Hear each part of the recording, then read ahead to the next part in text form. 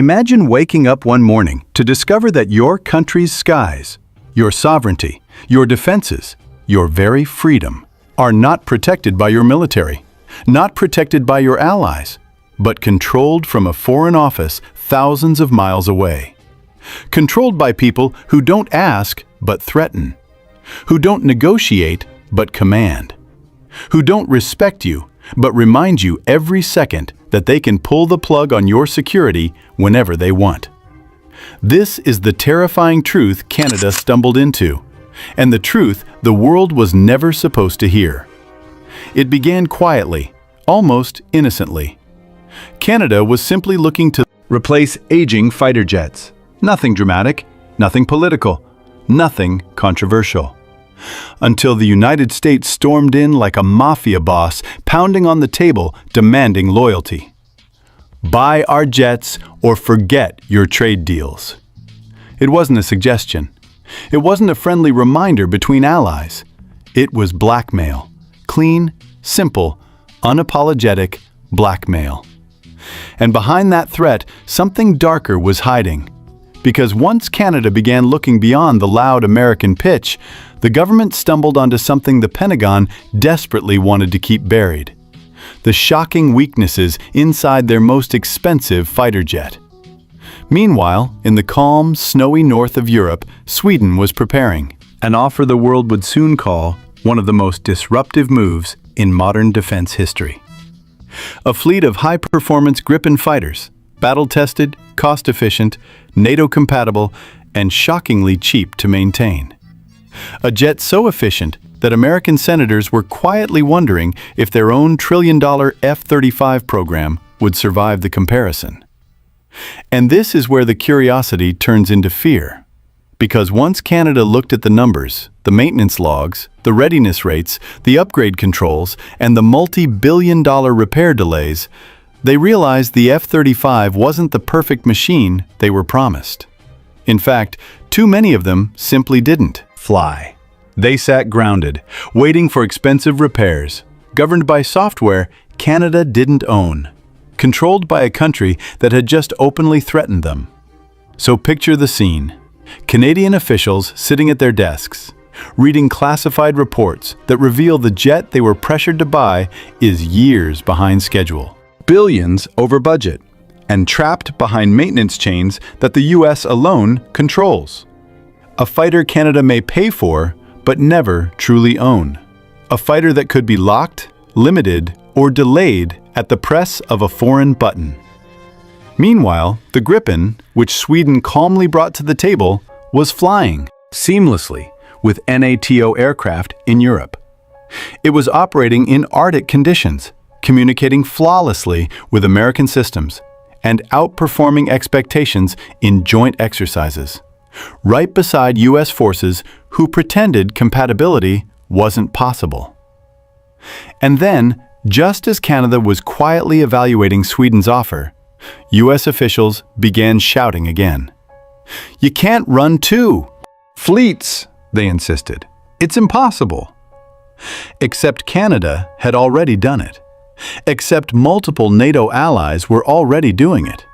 Except experts were already proving it false. So why was Washington terrified of Canada buying Gripens? Because if Canada, America's closest defense partner, started flying a Swedish jet that was cheaper, faster to maintain, easier to operate, and fully sovereign, the world would finally see the truth. The F-35 program wasn't the unstoppable masterpiece America marketed. It was fragile, expensive, over-engineered, and dangerously dependent on US permission. Meanwhile, the Gripen represented something America did not want other countries to have: freedom from dependence. But the deeper Canada dug, the more disturbing the picture became. Experts revealed that even if Canada bought F-35s outright, the US would still legally own the software, the upgrades, the critical parts. Even the ability to operate them long-term depended on American approval. Canada could pay billions, build hangars, train pilots, commit their national security to these jets, and still be locked out of their own aircraft under the wrong political climate. One angry president could freeze upgrades overnight. One trade dispute could ground an entire fleet. One diplomatic disagreement could cripple Canadian defense. And the question echoed across the halls of Ottawa, is this what a sovereign nation should accept? Then came the twist no one expected.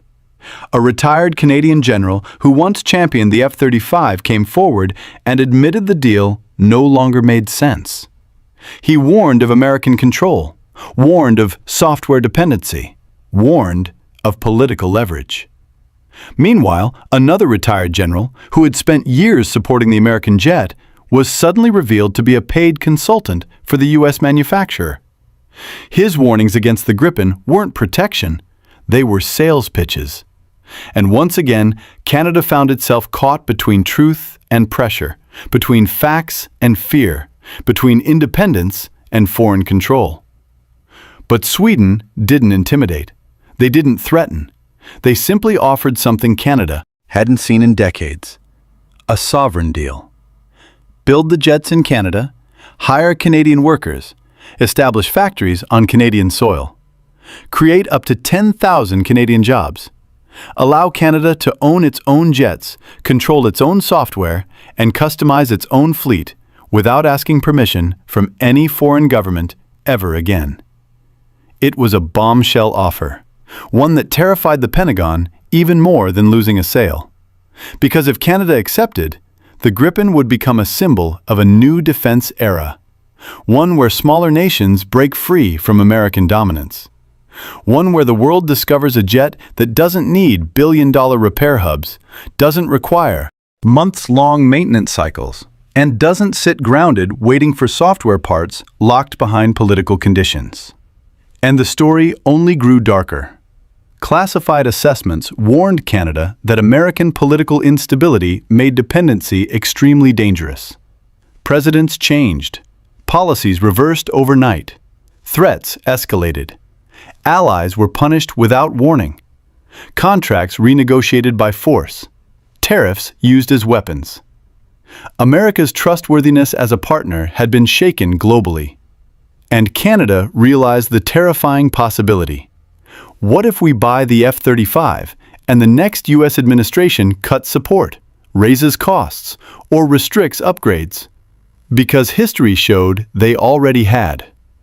Meanwhile, Sweden spoke of Arctic partnerships, northern defense cooperation, joint patrols, and equal partnership, not dominance. Not threats, not political leverage, just mutual defense, mutual respect. And a jet built for exactly the type of Arctic missions Canada desperately needed. Lightweight, agile, perfect for cold climates, perfect for short runways, perfect for rapid maintenance, perfect for defending the North, where the F-35 struggled. And so Canada found itself at the crossroads of a historic decision. Down one road, the most expensive fighter project in human history, slowed by maintenance failures, buried in political tension, controlled by a foreign government, and surrounded by global uncertainty. Down the other road, a sovereign jet built for independence, praised for Arctic capability, proven in NATO missions, offered with Canadian jobs, and free from the political chains Washington hid behind patriotic speeches. But here is the part the world wasn't prepared for. The belief that America's dominance was eternal was beginning to crack. The respect that once surrounded the U.S. government in global defense was fading. Allies were questioning. Nations were choosing alternatives. And Canada, one of America's closest friends, was suddenly forced to ask a chilling question. Are we truly allies? Or are we simply expected to obey? And that's when the biggest realization hit. America wasn't afraid of losing money. They were afraid of losing control. Because once one major nation breaks free, others will follow. Once the world sees the Gripen outperform expectations, nations locked in dependency will demand alternatives. And when countries begin choosing sovereignty over pressure, the Pentagon's monopoly on global defense architecture crumbles. This is the secret the world wasn't supposed to hear. Canada isn't just choosing a jet. Canada is choosing what kind of future it wants. A future where it kneels, or a future where it stands. A future where its skies belong to another country, or a future where its skies are sovereign. A future where foreign politics can ground its air force. Or a future where Canadian pilots fly without permission from anyone on Earth. And as this decision approaches, one truth becomes impossible to ignore. Sometimes, the most powerful weapon a nation can possess isn't the fastest jet, the loudest jet, or the most expensive jet. Sometimes, the most powerful weapon is independence. If you want to follow more shocking, dramatic, and deeply revealing stories like this, stories that cut through propaganda and expose what really happens behind global defense deals, make sure you join us at Falcon Wings. Hit subscribe, hit the bell, and stay with us as we uncover the stories others are afraid to tell. As Canada stands at the crossroads between the expensive, controlled F-35 and the sovereign, independent Gripen, what would you choose for the future of our skies? Would you prioritize independence over convenience, even if it means challenging decades of American control?